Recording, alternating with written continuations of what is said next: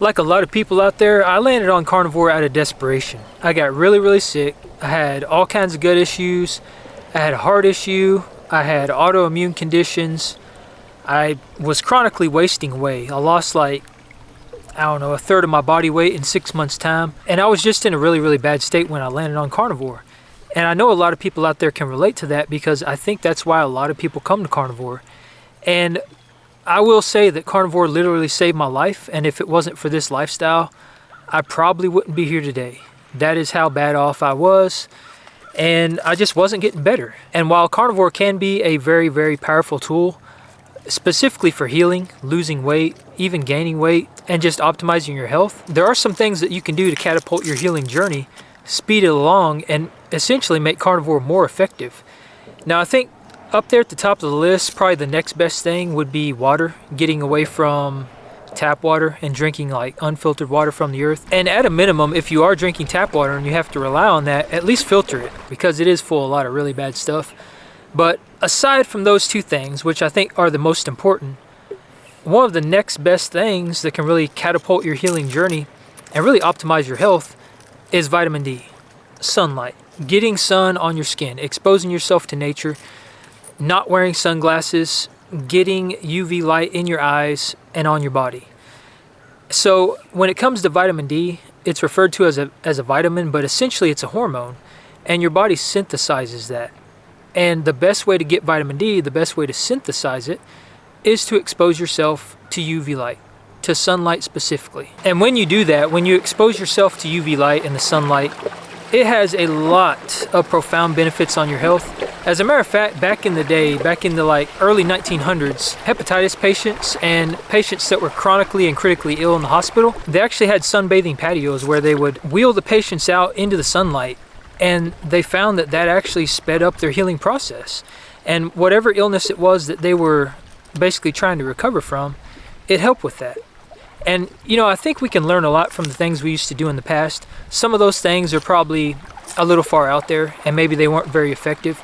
But when it comes to natural treatments and natural things that we would have been exposed to our entire lives, like sunlight, I think there's a lot of truth to that. And when you look at what vitamin D actually does to your body, it's responsible for a whole lot of stuff. So just to name a few, it is responsible for allowing the absorption of calcium from your stomach essentially and from your intestines into your bloodstream and into your body, as well as phosphate. It supports your immune system, the development and growth of ligaments and tendons, bone health, and healing in general. It has a big impact on cardiovascular health, as well as mental health. And just getting outside and exposing yourself to nature can do wonders on your mental health in general. It also lowers inflammation, and one of the things that I don't hear talked about really at all, and it's something I learned kind of on my own, just researching and stuff about vitamin D and sunlight, is that it has an anti-estrogenic effect.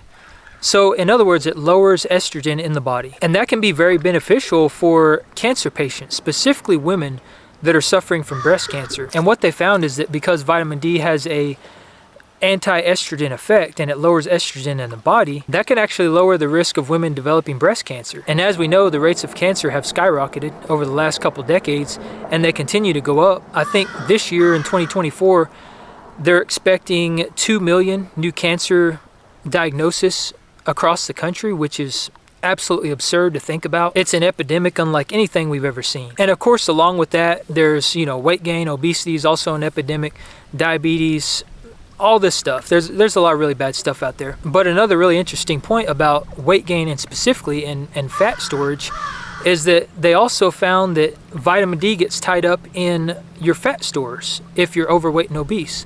So instead of you having basically available vitamin D for your body to use, it's getting tied up in your fat stores, and your body can't utilize vitamin D in the way that it should. And when you lose weight and your body starts to use fat as fuel, your vitamin D levels actually start to go up. And a lot of that is because the vitamin D is actually freed up in your body because it's coming out of your fat stores and your body's actually using that now. And as you lose that excess weight and you lose that fat, you're now able to synthesize vitamin D better, and it gets pulled into your cells easier. And I think back on my healing journey, and I think about when I got sick, how much I was indoors. It was during the winter. It was actually in December when that happened. And that carried on over the course of over a year actually after that. But throughout those winter months, I just remember it being absolutely terrible. Like my body just simply could not heal. And I wasn't going outside because I had this insane heart condition that prevented me from doing anything more than just walking around, because I basically felt like I was having a heart attack 24/7, which is a horrible experience. But keeping myself indoors and not exposing myself to the sunlight probably played a fairly significant role in me not really getting better, because I do recall myself actually feeling better and stuff throughout the summer months when I was able to get outside and I was exposing myself to the sunlight and I was out in nature and I was forcing myself to be more active.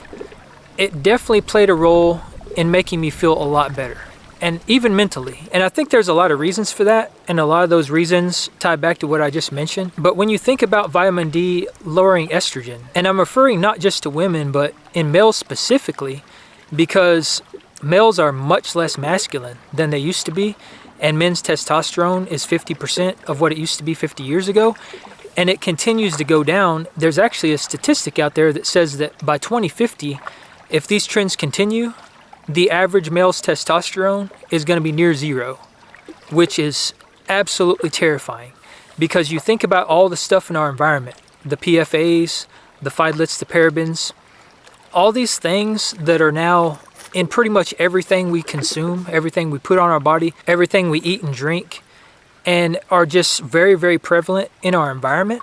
And these things build up in our body over time.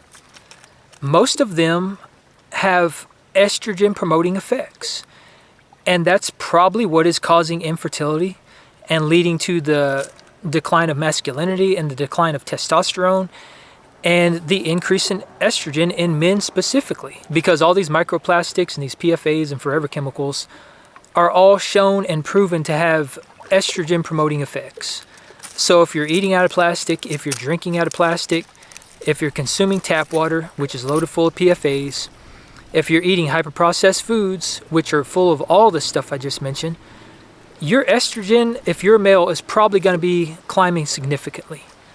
And you look at a lot of the carnivores out there, a lot of the male carnivores, and you see that a lot of them improve their hormone health when they go carnivore, because they're cutting out all these estrogen promoting foods.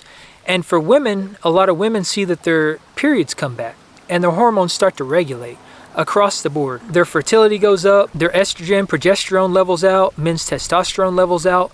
All these things regulate when you cut these chemicals out of your diet and when you focus on fatty red meat full of saturated fat and cholesterol, which is absolutely essential for proper hormone health. So the fact that vitamin D has that kind of an impact on estrogen and just your overall health, and it has that many benefits, it kind of goes to show you that sometimes getting back to nature and getting back to the basics may be all that's required to optimize your health. And you know, it's crazy to think that a simple change like that, just simply exposing yourself to sunlight, could actually negate the negative impacts that these estrogen promoting compounds have on us. But it seems like that might actually be the case. So if you're doing carnivore and you want to take it to the next level and you're not getting outside that often, consider exposing yourself to the sun.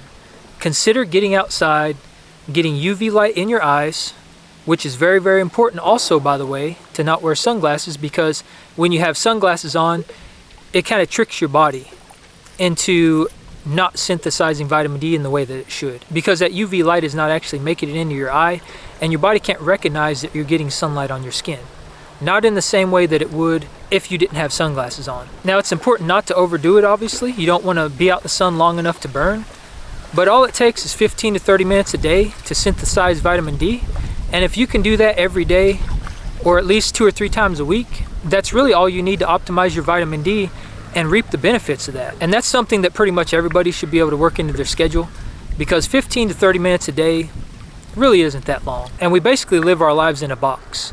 We go from our house to our car, to work, to our car, and then back to our house. And the time we spend outside actually getting sunlight on our skin is very, very minimal. And you can't help but wonder if that's playing a significant role in the detriment of our health. And with all the positive benefits that the sun and vitamin D can offer, I think it's definitely worth including in your routine. So let me know in the comments below what you think about this. Do you make it a point to prioritize sun exposure? And if you do, have you noticed any benefits? And when it comes to sunlight, there is a big myth out there that carnivores can't get sunburn. If you want to know if that's true or not, click on this video right here.